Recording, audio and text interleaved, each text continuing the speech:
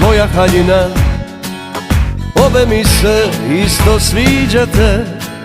Nešto lepo i tajanstveno vi za mene imate.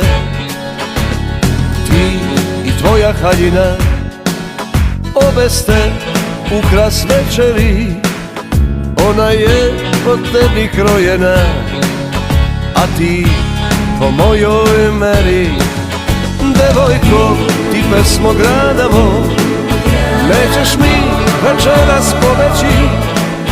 Tebe ću na jastuk spustiti, haljinu ću malo podići.